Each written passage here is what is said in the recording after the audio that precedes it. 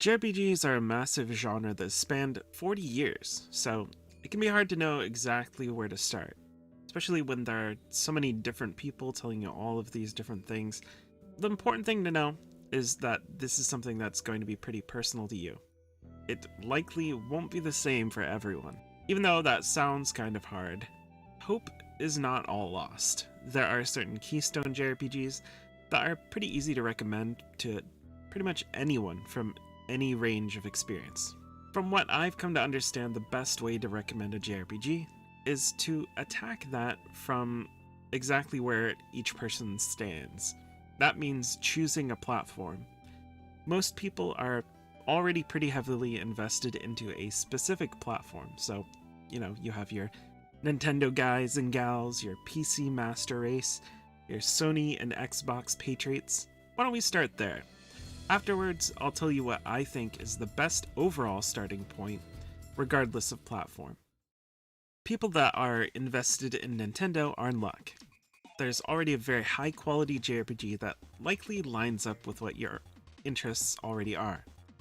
Super Mario RPG was originally made for the Super Nintendo back in the 90s, and was actually developed by Square. The reason that it's such a good starting point for newcomers to the genre is in its simplicity, and for Nintendo fans, a well-known IP in Mario.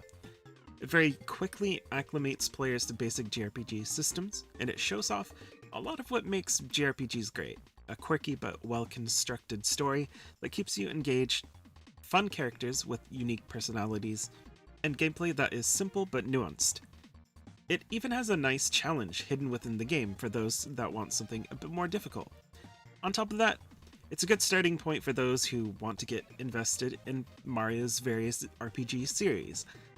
This game paved the way for the Paper Mario series, which is a very well-known and well-loved series that's very worth playing.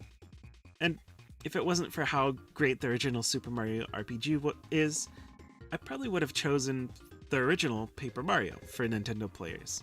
There's also the Mario and Luigi sub-series, Superstar Saga, Partners in Time, Bowser's Inside Story. All very good RPGs that are also well worth playing. There are a plethora of RPGs for Nintendo players, even within that single franchise. And if you're left wanting something more, maybe something a bit more complicated, I would suggest you take a look into Xenoblade. A bit more complex, but absolutely incredible. Sony and PC players surprisingly go hand in hand in terms of what I think is a good recommendation. PC players easily have the widest variety to choose from, so there's a ton of different RPGs out there. But there is one series that I think steps away from the pack when it comes to a good starting point, and that's Final Fantasy Pixel Remaster. Final Fantasy is possibly and probably the most iconic JRPG series, and for good reason. Over the course of decades, it has put itself forward as the premier JRPG. There are a ton of good options within that, but one I think sticks out as a good starting point is Final Fantasy VI Pixel Remaster. The Pixel Remaster series has updated everything to modern sensibilities, which gives you a ton of new options that players of the past didn't have.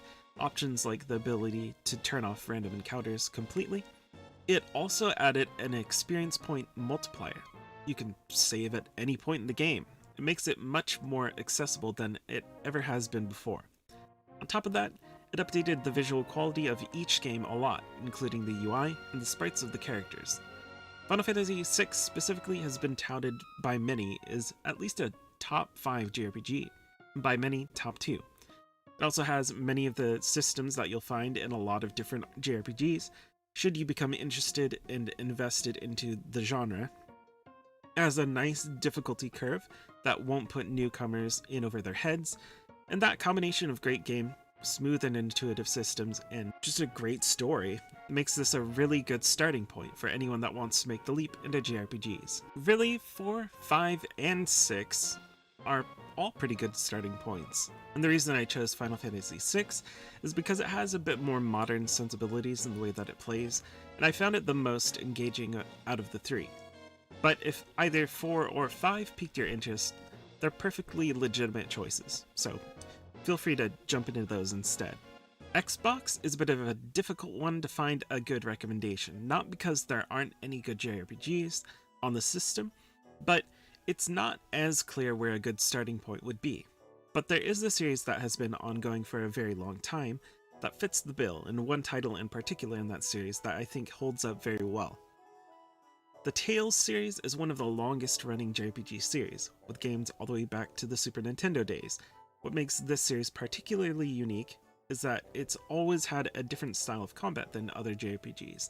Originally, that style was a 2D action style of combat where you controlled a single player, and that system has evolved into the 3D system that we have currently. Tales of Vesperia is one of the best entries in that series, and it has a well-done HD version that is now available on many platforms. It's one of the few great JRPGs that released exclusively on Xbox 360. But outside of the combat, Tales very much fits into the mold of the JRPG genre, with vast worlds to explore, a team of unique and varied characters, and often a journey to save the world. Another aspect that was unique to Tales is the skit system. This allows your companions to have a moment to speak to you as you're moving around, and leads to some very fun moments, and it also helps you to learn about the characters and the world around them. Tales has always had a big focus on the ensemble cast that you assemble, and that focus on characters elevates the series. Tales of Vesperia is one of the best entries in the series. But there is one game that I would point towards as being the best overall introduction for people that want a modern JRPG with old school sensibilities, and the game that I think appeals best to newcomers and people coming back to the genre after a long time away. And that game is Final Fantasy VII Remake. There are a few reasons for that. One reason is that it has two different kinds of combat within the same game, so if you want something more slow-paced, you can play it in classic mode. Or if you prefer something a bit more fast-paced and engaging, you can play action mode. It also has a timeless story. There's a reason that so many people are nostalgic for Final Fantasy VII. It has an amazing cast of characters, great villains, and a beautiful and intriguing world to explore. Not only that, but the second game in the remake trilogy is by all accounts even better, possibly one of the best games of all time. So if you get hooked on Remake, you have something more to look forward to. For a lot of people, I think Final Fantasy VII is definitely a touchstone, something that they look back on with a lot of nostalgia. So I think that makes it a good introduction for newcomers to the genre. They can talk to their friends about what they liked and what they didn't like about Final Fantasy VII. Probably make a couple people mad, which is great. The last game that I'll mention is a game that is for people that want a bit of a deeper cut. A game that many people have labeled as one of, if not the best JRPG of all time. It's a game for people that don't want to take the more obvious choices, and would prefer something that JRPG fans themselves would point to. But I can't mention one without the other, so I would recommend to those people Suikoden 1 and 2. With a massive cast of characters, a more grounded story, with some real stakes, these two games are part of one of the most beloved franchises in the JRPG genre. But if you want to play Suikoden, you should be prepared, because it's a bit of a harder entry point. It's not a modern game. It's not going to wow you with incredible graphics, incredible visuals, or anything like that. Though it does look good. It definitely, for me, I think it looks great. But what it will do is it will tell an amazing story. Each story is self-contained, but the overarching story of the world spans over the entire series. You'll learn about multiple kingdoms, empires, and states, and the mysterious true runes, and how they change the fate of those who they attach themselves to. Not to mention, each game has 108 different characters, with a total of over 500 characters to recruit throughout the entire series of 5 games. There are many things that make this a special series, and I think it embodies what makes JRPGs a wonderful genre to dig into. Stories that focus on unique characters who grow and change over time, highlighting how the human spirit can overcome the most incredible challenges, including challenges from gods, demons, and men.